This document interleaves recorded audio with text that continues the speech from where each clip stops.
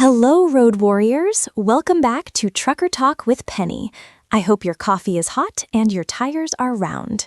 Today is episode 4, and I am nervous. My palms are sweaty.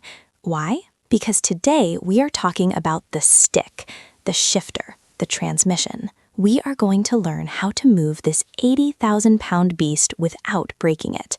And to help me, I have my favorite teacher, Sarah. Welcome back, Sarah. Hello, Penny. Hello, drivers. There is no need to be nervous. The truck is just a machine. You are the master. Sarah, before we start, I have a question. Many new trucks are automatic. They drive like big cars. Why do we need to learn manual shifting in 2025? That is a great question. Yes, many fleets use automatics now. It is easier. But wait, if you take your CDL test in an automatic truck, you get a restriction on your license. A restriction? Yes, it means you are legally forbidden to drive a manual truck. If your boss gives you a manual truck, you cannot drive it. You lose job opportunities. So learning manual makes you a universal soldier? Exactly. Plus, real truckers say you have better control in the mountains with a manual transmission. Okay, I am convinced. I want to be a real trucker. Let's learn the vocabulary. Let's look at this stick coming out of the floor. It is tall, and it has a knob on top. We call this the gear stick or shifter. Gear stick, shifter. On the diagram, you see a pattern. It looks like the letter H. This is the shift pattern. Shift pattern. Most trucks have 10 speeds, right? Yes, the 10 speed is the most common for students. But wait, Penny, look at the pattern. It only shows 5 positions.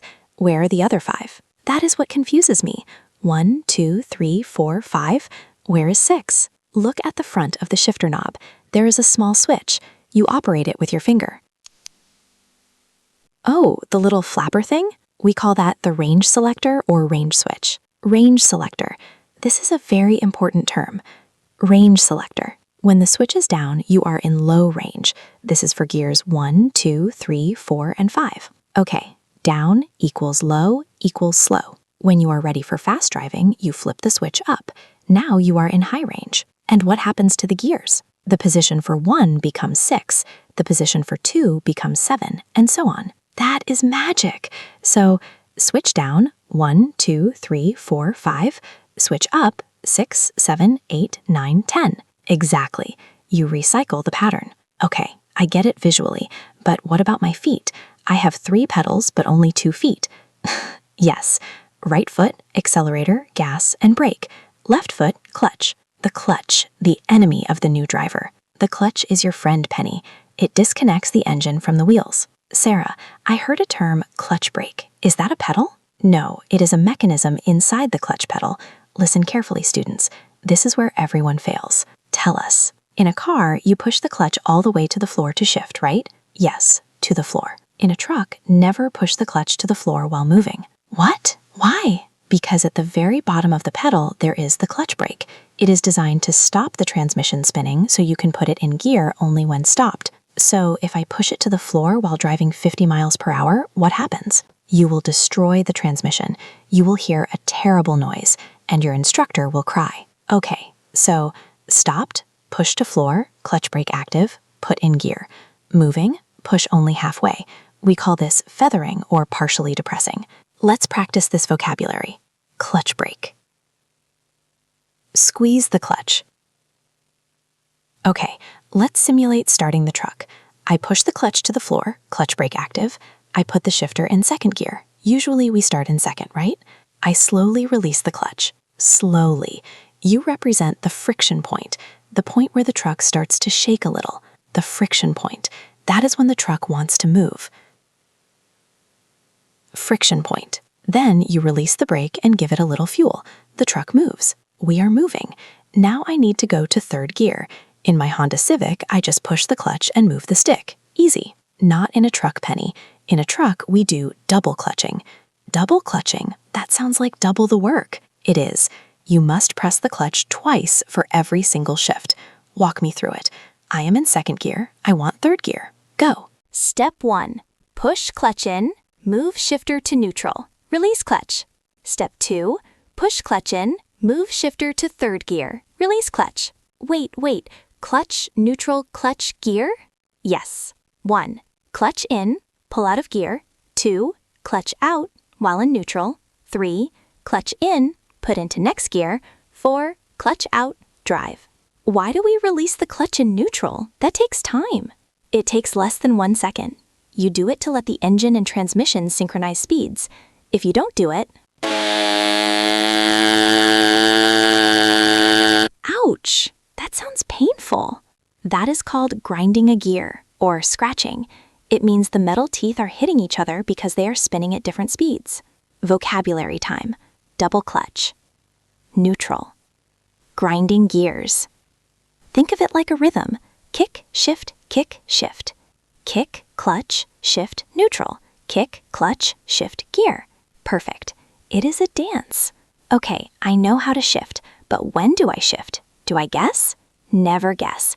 You listen to the engine and you watch the tachometer. The tachometer, or tach. It measures RPM. RPM, revolutions per minute. Every engine is different, but for most diesel trucks, the sweet spot is between 1,000 and 1,500 RPM. So if the needle goes to 1,500, you shift up. You want to keep the RPM low to save fuel. We call this progressive shifting. Progressive shifting, changing gears early to save diesel. If you go to 2,000 RPM, the engine screams, "Wah!" That is bad. You are wasting money. So shift around 1,500? Yes. And when the RPM drops to 1,000, you must downshift. Downshifting, going from a high gear, like 8, to a low gear, like 7. This is harder, isn't it?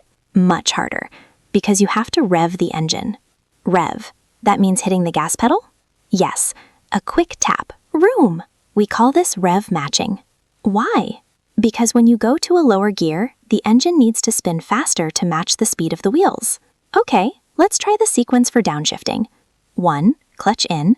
2. Gear to neutral. 3. Clutch out.